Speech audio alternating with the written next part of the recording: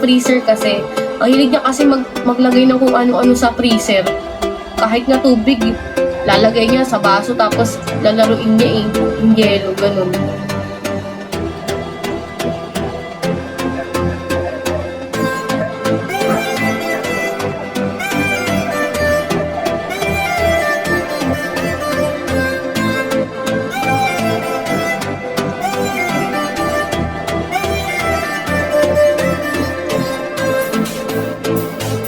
Sana nga makahanap siya ng katapat sa magiging classmates niya para magbago-bago. Wala siyang pinapakinggan kasi.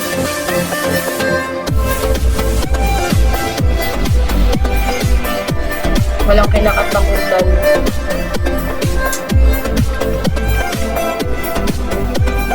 Gusto lahat masusunod. Spoiled brat.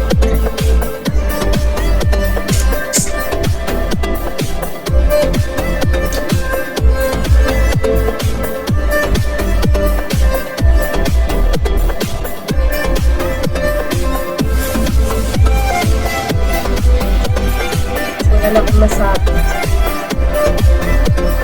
Ala, ang bilis ng oras. Magsi 7:30 na agad. Wala siya walang talab. Walang talab, promise. Mas lalo pang lalala. Kahit paluin mo.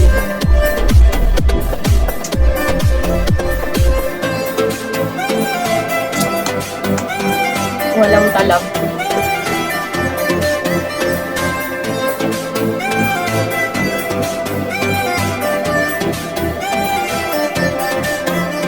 Wala sa tita.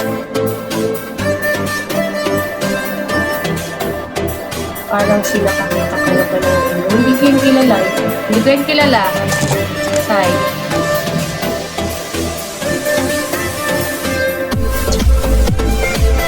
Hindi ako ganyan kakulit ng bata ako, sabi ng nanay ko. Si Hana na talaga yung pinakamalala sa lahat. Pati sa mga pamangkin ko. Ay, JPL.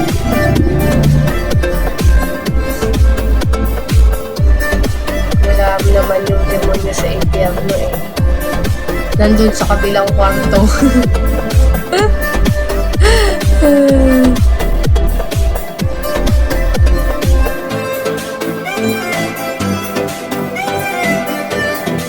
Bata pala ang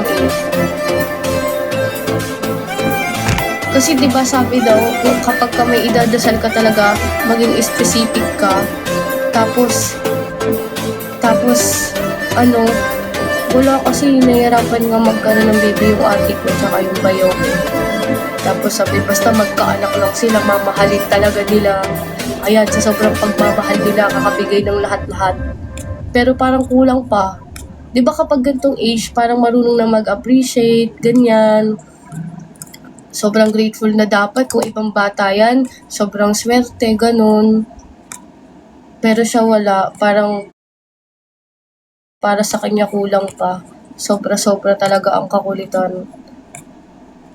Hindi pwedeng hindi siya masusunod kahit paluin na, tampalin na yung bibig. Di dadaan lang lalo sa iyak.